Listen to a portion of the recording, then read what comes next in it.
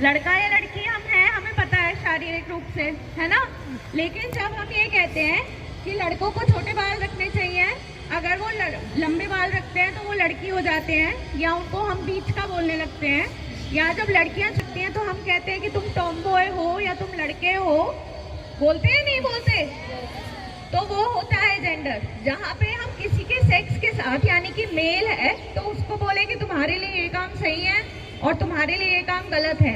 ऐसे ही कोई लड़की है तो उसको बोले कि तुम्हारे लिए ये काम सही है और लड़के के लिए वो काम गलत है, तो वो होता है जेंडर डिस्क्रिमिनेशन या जेंडर सेंसिटाइजेशन।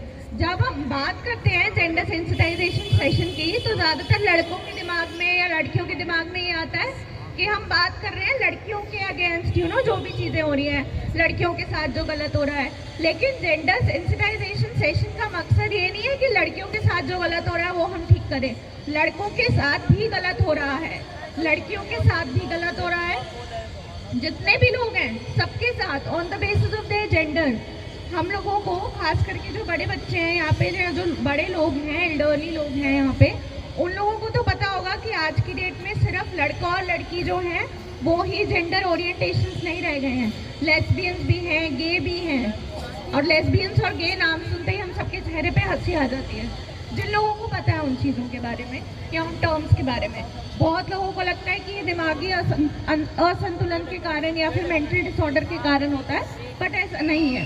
तो जब हम जेंडर की बात करते हैं, जेंडर मतलब जहाँ पे हम किसी को कुछ प्रिविलेजेस दे रहे हैं और किसी को बोल रहे हैं कि नहीं तुम वो नहीं कर सकते। जैसे लड़के रात को घर देर से आ सकते हैं, लड़कियां देर से नहीं आ सकती। क्यों? अब तो आप सेल्फ डिफेंस सीख रहे हो। अगर आप अपने आप को प्रोटेक्ट कर सकते हो और अगर आपको कुछ काम है बाहर तो आप जा सकते हो। अगर माहौल खराब है बाहर तो लड़कों के लिए भी खराब है, लड़कियों के लिए भी खराब है। ऐसे ही जब कोई लड़का लड़की को तंग करता है ना, तो लड़कियां क्या करती है? अपने बचाव के लिए थप्पड़ मार सकती है ना, है ना। और लड़के अपने बचाव के लिए लड़कियों को थप्पड़ मार सकते हैं? क्यों? यही है जेंडर डिस्क्रिमिनेशन।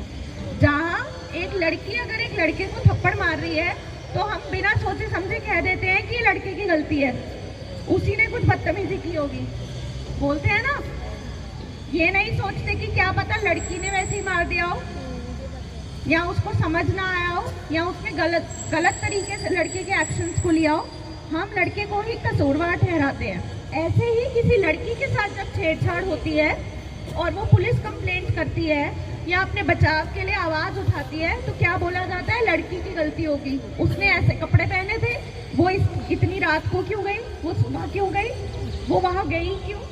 तो हम एक दूसरे पे उंगलियां उठाते हैं बेस्ड ऑन आवर जेंडर। जैसे लड़कों के केस में मैंने बताया ना, थप्पड़ पड़ेगा उन्हें, अगर किसी लड़की से थप्पड़ पड़े तो हम मान लेते हैं कि पक्का इसकी गलती होगी, बिना सोचे समझे।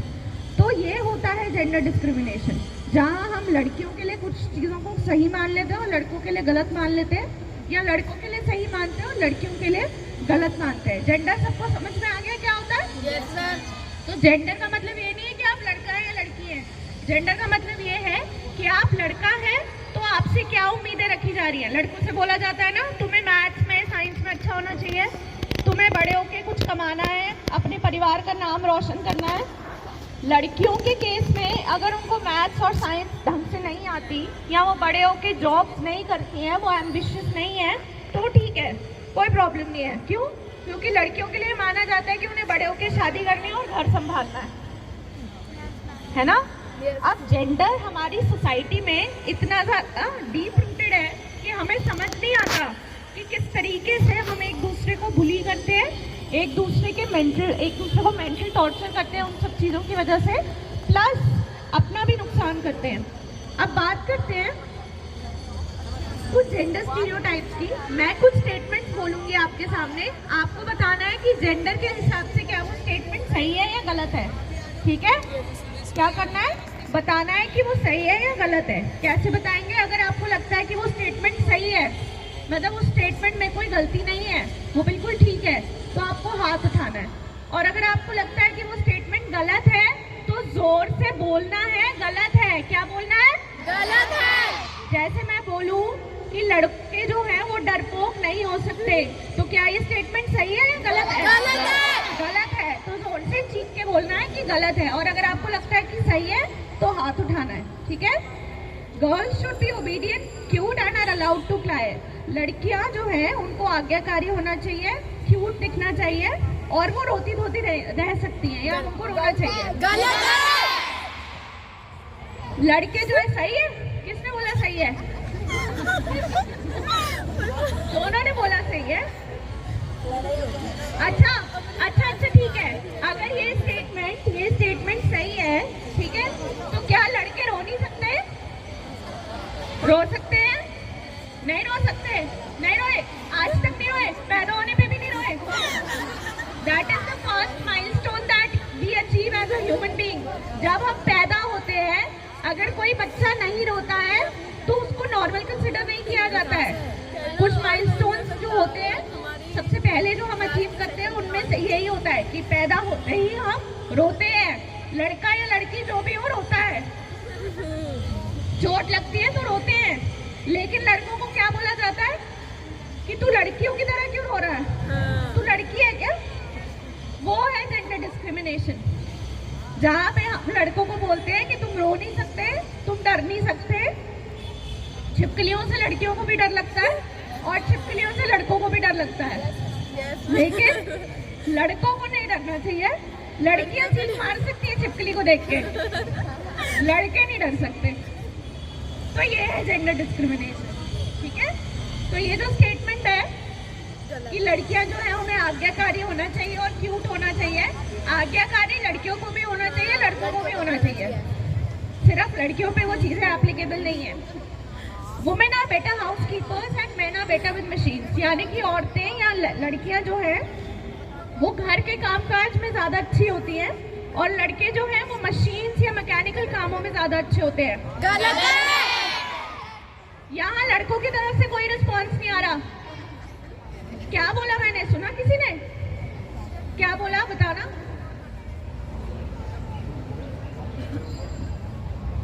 और लड़कियां घर संभालने में। अब यहाँ पे जितने बॉयज बैठे हैं उनमें से कौन कौन घर के काम करते हैं या मम्मी की मदद करते हैं थोड़ी बहुत? हाथ नीचे करो।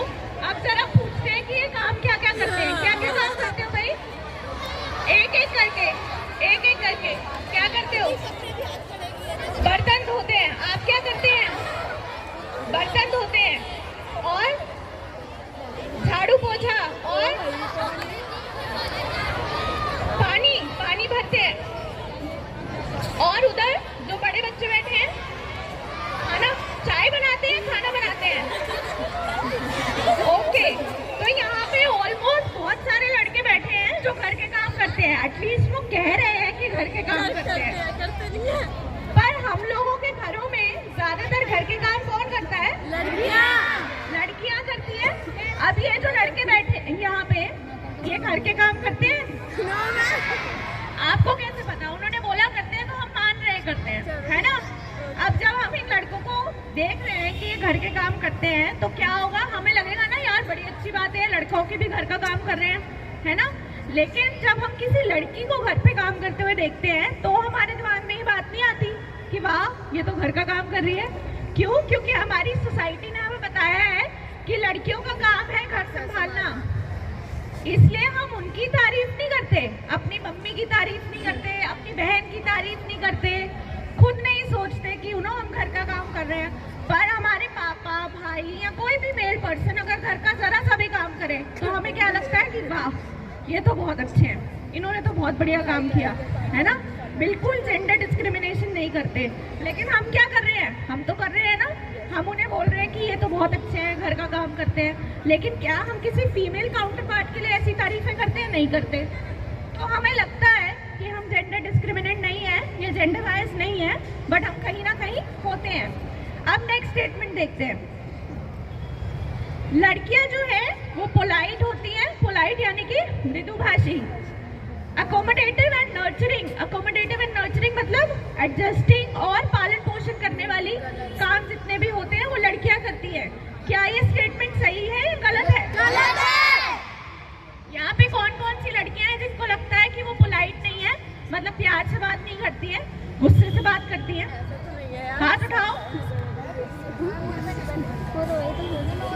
या उन्होंने सुना है दूसरों को बोलते हुए कि तुम बहुत बदतमीजी से बोलती हो?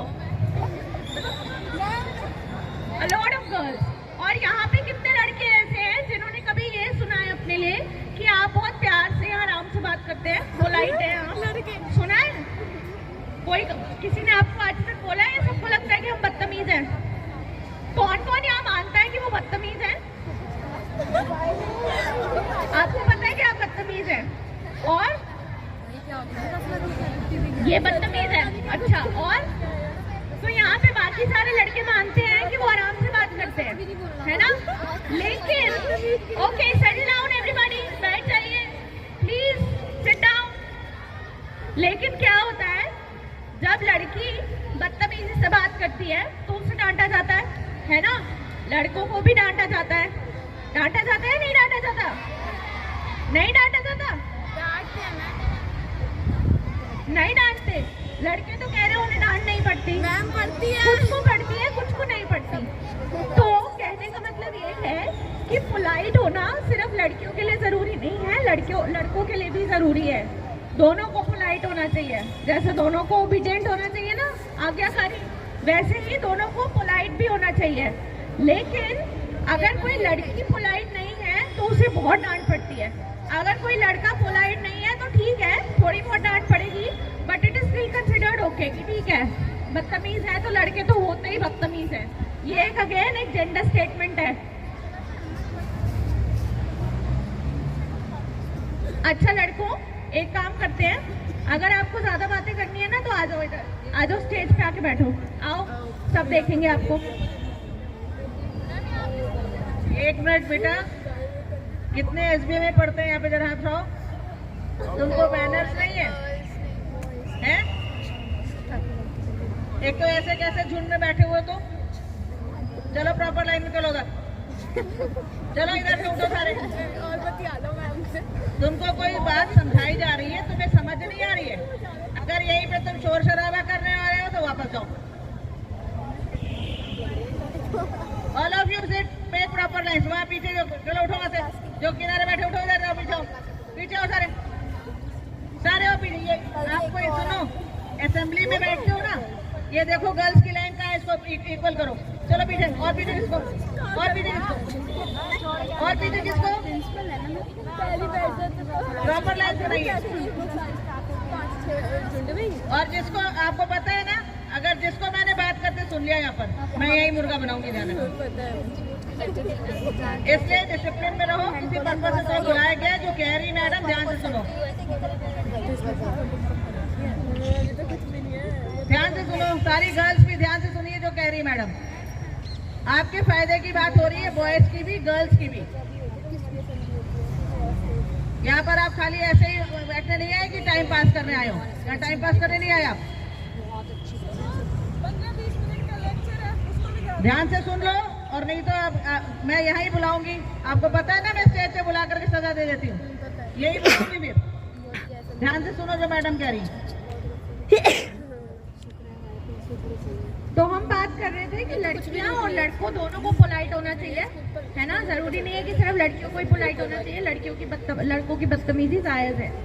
लड़कियां बदतमीजी करें तो भी गलत है, लड़के बदतमीजी करें तो भी गलत है, ठीक है? बदतमीजी की डेफिनेशन भी हर किसी की अलग होती है, बट हम मान रहे हैं कि जो बदतमीजी से बात करता है वो हमारे लिए बदतमीज है। ये स्टेटमेंट जो मैं बोलने वाली हूँ उसमें ज्यादातर मुझे पता है कि लड़के जरूर हाथ उठाएंगे और बोलेंगे कि ये स्टेटमेंट सही है। लड़कियां ज्यादातर बुरी ड्राइवर्स होती हैं। गलत है, गलत है? ये क्या हो रही है? गलत है? लड़के हाथ उठा रहे हैं। अच्छा, हाथ नीचे करिए, हाथ नीचे करिए। आप बात करते हैं ये समझने के लिए कि क्या वो जेंडर स्टेटमेंट है या सेक्स स्टेटमेंट है।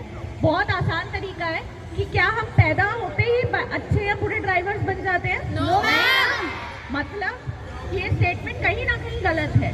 हो सकता है आप लोगों के जो एक्सपीरियंसेस रहे हैं, आपने लड़कियों को अपने आसपास जैसे गाड़ी, स्कूटी, जो भी व्हीकल चलाते हुए देखा है, उसमें आपने देखा हो कि ज्यादातर बुरी गाड़ी चला रही है, बुरी स्कूटी चला रही है। इस वजह से आपको लगता हो कि लड़कियां बुरी ड्राइवर्स होती हैं। बट ये किसने कह दिया कि सारी लड़कियां बुरी ड्राइवर्स होती हैं? क्या लड़कियां ऐसी नहीं है जो बाय प्रोफेशन रेसर्स हैं? यहाँ पे बहुत सारे लड़के होंगे जिनको रेसिंग वगैरह का, बाइक रेसिंग या कार रेसिंग का शौक होगा। लड़कियां क्या गाड़ियां रेस नहीं करती हैं या बाइक्स नहीं चलाती हैं? चलाती हैं। फिर भी अच्छा, यहाँ पे ज्यादातर लड़कों ने हाथ उठाया कि लड़कियां जो है वो बुरी ड्राइवर्स होती हैं। बट आपको पता है हमारा स्टैटिस्टिक्स क्या कहता है? स्टैटिस्टिक्स मतलब नंबर्स होते हैं ना, जो हमें बताते हैं कि कितने प्रतिशत लड़के जो हैं वो अच्छे ड्राइवर्स हैं और कितने प्रतिशत लड़कियां जो हैं वो अच्छी ड्राइवर्स हैं। ज्यादातर कार एक्सीडेंट्स या रोड एक्सीडेंट्स इंडिया में फीमेल्स के साथ होते हैं, मेल्स के साथ होते हैं? मेल के साथ। पता है सबको? Yes ma'am. मैंने तो नहीं बताया। बताना कितने परसेंट नहीं पता ना, बट स्टैटिस्टिक्स हमें यही बताता है कि ज्यादातर लड़कियां जो होती हैं वो सेफ ड्राइवर्स होती हैं and most of the road accidents are happening with males in India road rage की वजह से। आ जाओ, मैम बुला रही हैं आपको।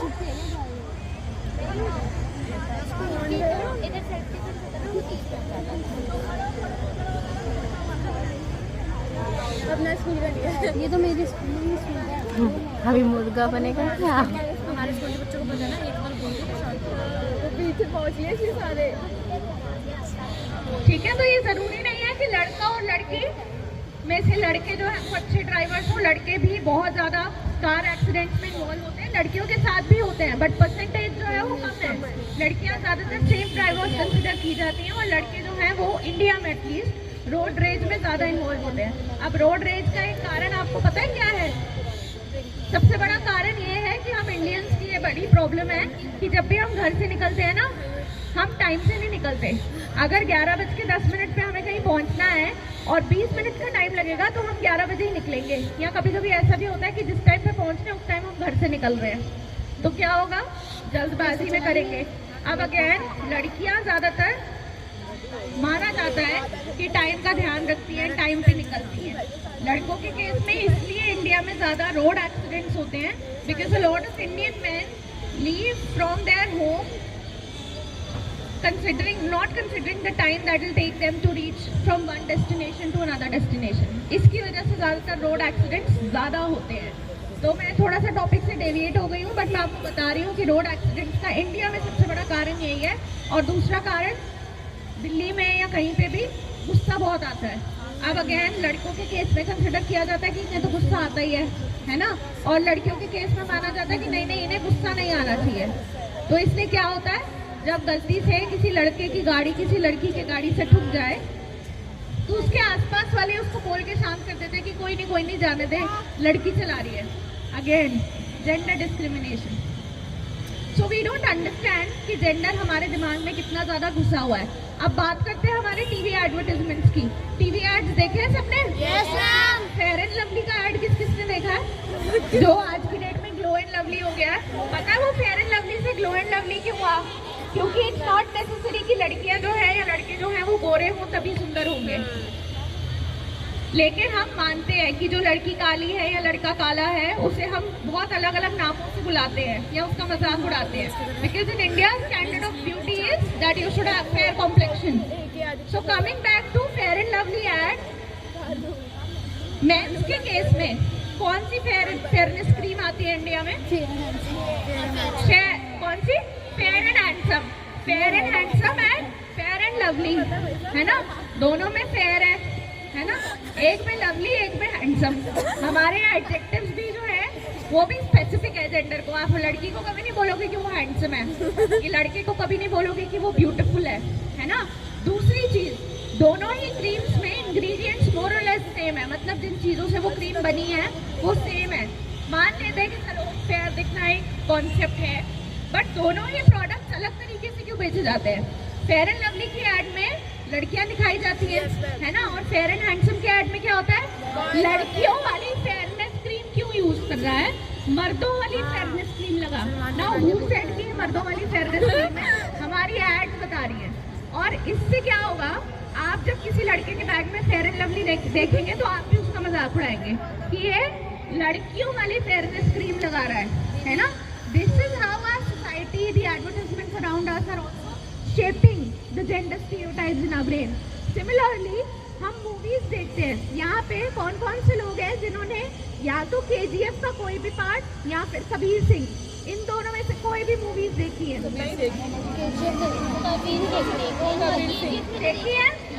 हाथ नीचे कर लीजिए और चुप हो जाइए। KGF और कबीर सिंह, इन दोनों मूवीज की अगर हम बात करें, इन दोनों मूवीज में हमारे हीरोज कैसे हैं? लड़के ही हैं ऑब्वियसली, बट हैं कैसे? गुस्से वाले, मारपीट करने वाले, है ना, गलत आदतों के शिकार, या तो अल्कोहल या किसी भी तरीके से सब्सटेंस अब्यूज में इन्वॉल्व, है ना। तो क्या हमारे आसपास जितने लड़के हैं वो भी ऐसी है? नहीं। अगर हम लोगों की फैमिली में लड़कों के केस में अगर मैं बात करूं, आपकी बहन होगी, आपकी कजन सिस्टर्स होंगी या जो भी लोग हैं, क्या आप उनकी लाइफ में चाहेंगे कि रॉकी यानी कि KGF के हीरो की तरह, या फिर जो हमारे शाहिद कपूर थे कबीर सिंह में, उनकी तरह कोई उनकी लाइफ में आए? मतलब पीपल और girls that you are bothered about, आप चाहेंगे कि उनकी जिंदगी में ऐसे लोग आए? क्या लड़कियां चाहेंगी कि उनकी जिंदगी में ऐसे लोग आए? क्यों नहीं चाहेंगे? क्योंकि अगर हम KGF ऐसे मूवी की बात करें, है ना, तो उनके ट्रेड्स क्या दिखाए गए? सारे गलत, है ना, गलत तरीके से वो पैसे कमा रहे हैं, गलत तरीके की चीजें कर रहे हैं। सिमिलरली अगर हम कबीर सिंह मूवी की बात करें, तो जो हमारे एक्टर है शाहिद कपूर, उनका प्रोफेशन क्या दिखाया गया है? डॉक्टर, है ना, लेकिन हर ऑपरेशन करने से पहले वो ड्रिंक ले रहे हैं, वो ड्रग्स में भी इन्वॉल्व हैं, प्लस वो लड़कियों को भी गलत तरीके से ट्रीट कर रहे हैं। KGF मूवी में भी और कबीर सिंह मूवी में भी, दोनों ही मूवीज में वो समझ रहे हैं कि उनका पूरा राइट है उन लड़कियों पे। KGF मूवी में वो लड़की को उठा के ले आता है और कबीर सिंह मूवी में वो उठा के नहीं लाता, ठीक है, but that person is forcing himself on to her. वो बोल रहा है कि तुम्हारी आइडेंटिटी मेरी वजह से है, तुम एग्जिस्ट मेरी वजह से करती हो, ठीक है। प्यार होना एक अलग बात है, but if you are abusing somebody, if you want to control somebody, that is wrong. अगर आपकी लाइफ को कोई कंट्रोल करना चाह रहा है तो वो गलत है, लड़कियां हो या लड़के हो। अगर कोई लड़की भी किसी लड़के की लाइफ को कंट्रोल करना चाह रही है, that is also wrong. So similarly लड़के जिस तरीके से दिखाए जाते हैं मूवीज में, वो भी गलत है, लेकिन हमें समझ नहीं आता कि वो किस तरीके से दिखाया जा रहा है। अब इन सब चीज़ों की वजह से क्या होता है, somewhere these boys are affected because of all those things. इनको लगता है कि अगर वो उन सब चीज़ों में इन्वॉल्व होंगे तो वो माचो है ना। सिगरेट पीना लड़कियों में इतना ज़्यादा कॉमन क्यों नहीं है?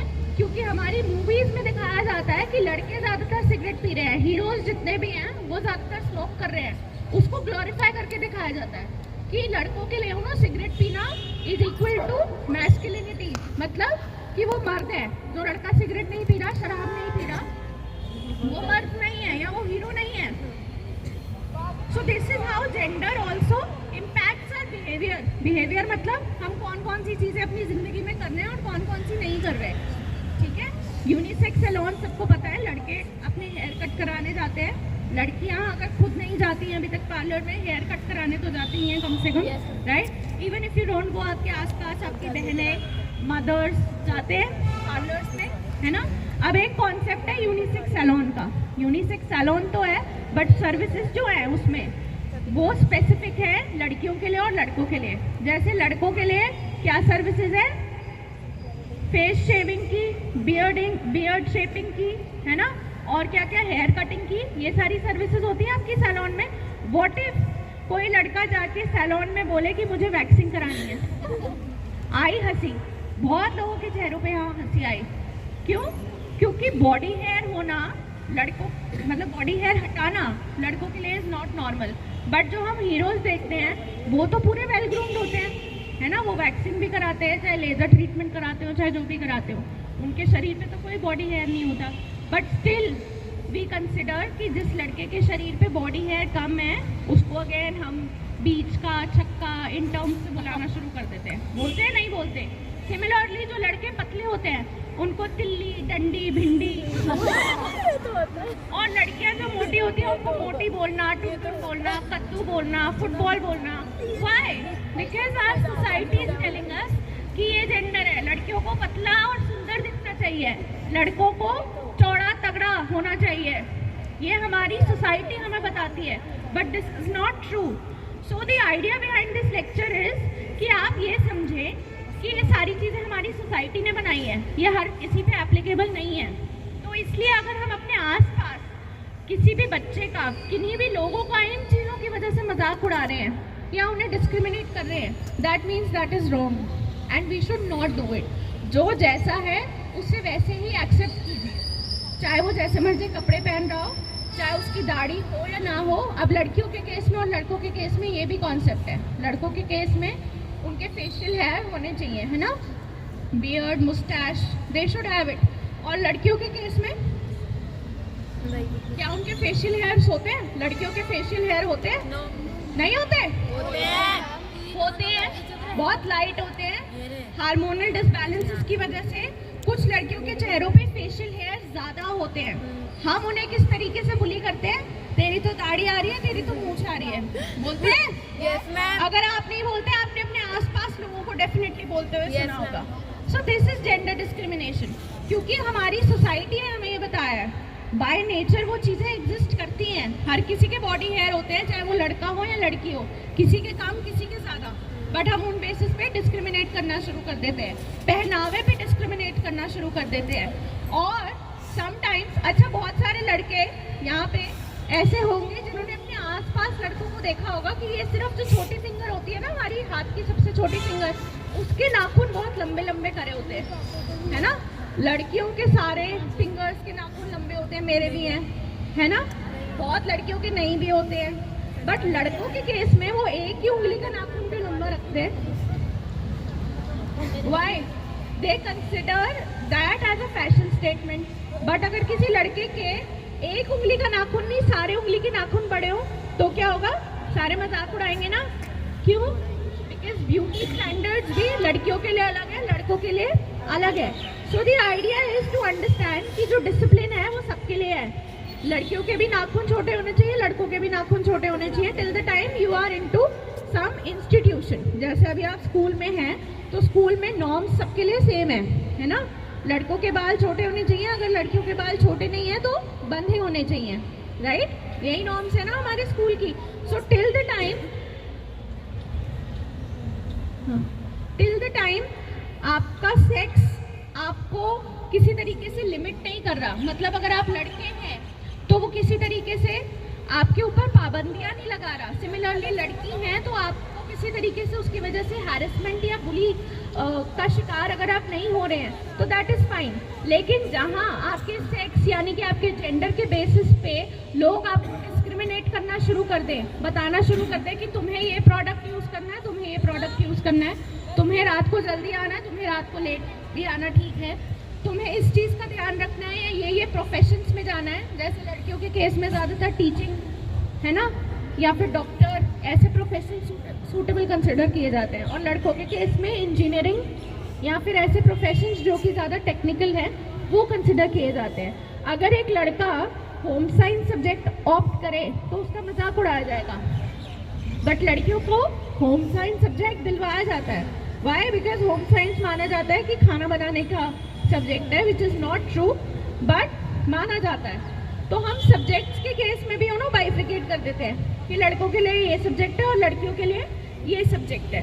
अब बात करते हैं हम जेंडर की बात क्यों कर रहे हैं? बिकॉज इन जेंडर डिस्क्रिमिनेशन की वजह से हम बुलीनेस या बुली भी करते हैं, एक दूसरे को डिस्क्रिमिनेट भी करते हैं, हैरेसमेंट भी करते हैं। और यहाँ पे बहुत सारे लोग होंगे जो किसी ना किसी सोशल मीडिया प्लेटफॉर्म पे हैं। कौन कौन से बच्चे हैं यहाँ पे या कौन कौन से लोग हैं यहाँ पे जो लोग किसी ना किसी सोशल मीडिया प्लेटफॉर्म को यूज़ करते हैं, जैसे कि व्हाट्सएप, इंस्टाग्राम, ट्विटर, स्नैपचैट और फेसबुक यूज़ करते हैं। इनमें से कोई भी एक या इनके अलावा कोई और, टेलीग्राम, ओके, हाथ नीचे कर लीजिए, सेटल डाउन, कीप क्वाइट, हाथ नीचे कर लीजिए। सो बहुत सारे लोग यहाँ पे यूज़ करते हैं। अब हम जब सोशल मीडिया प्लेटफॉर्म्स यूज़ करते हैं उसके अंदर भी ये जेंडर डिस्क्रिमिनेशन और बुलीनेस का शिकार होते हैं हम लोग, या फिर उसे प्रमोट करते हैं। कैसे प्रमोट करते हैं? अब आपको एक एग्जाम्पल देती हूँ सेलिब्रिटी का, ठीक है। रणवीर सिंह सबको पता है ना यहाँ पे कौन है ना। रणवीर सिंह के ड्रेसिंग सेंस को लेके ही ज़्यादातर मीम्स और ट्रोल्स क्यों होते हैं या उनका मजाक क्यों उड़ाया जाता है? I am not a fan of Ranveer Singh, but I am asking you a simple question कि रणवीर सिंह के अटायर्स को लेके, वो जिस तरीके के कपड़े पहनते हैं, जैसा उनका फैशन सेंस है, उसका मजाक इतना ज़्यादा क्यों उड़ाया जाता है? Because according to our society he dresses up in feminine ways. Girls over here, please stop talking. Stage पे बुलाओ, आ जाओ यहाँ आके ज्ञान बांटो अपना। क्या ज्ञान बांट रहे हो? कम। Okay, so when we talk about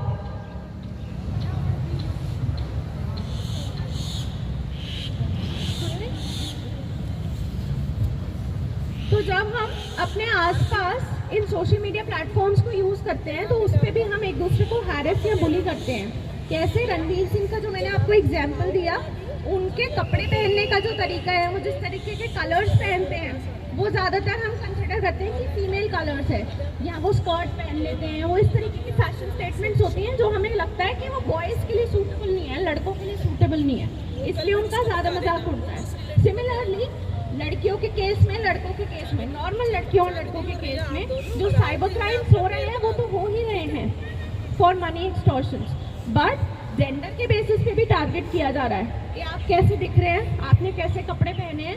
please remember this thing कि शायद अगर आप एक बारी किसी को मेंटल टॉर्चर करें या उनके पहनावे का या इन सब चीज़ों का मजाक उड़ाएं फिजिकली, जैसे आपने मुझे फिजिकली देखा, आपने बोला कि आप तो ऐसे लग रहे हो, आप तो वैसे लग रहे हो, शायद आप उस केस में एक बारी को बच सकते हैं।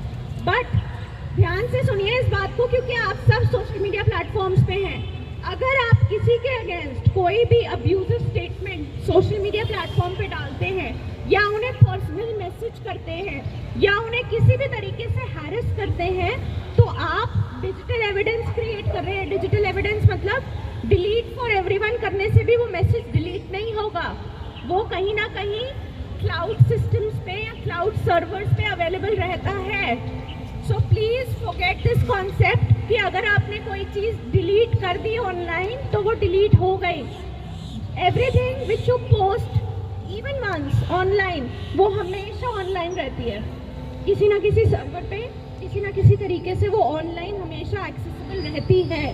तो अगर आप एक दूसरे को बुली करते हैं, हैरेस करते हैं, गंदे कमेंट्स पास करते हैं on social media platforms, and this goes for both boys and girls, अगर आप किसी को भी ऐसे तंग कर रहे हैं, फेक अकाउंट क्रिएट कर रहे हैं, तो आपके अगेंस्ट पीनल चार्जेस एप्लीकेबल है। पीनल चार्जेस मतलब आप जेल जा सकते हैं या आपको फाइन्स पे करने पड़ सकते हैं, कोर्ट कचहरी के चक्कर लग सकते हैं।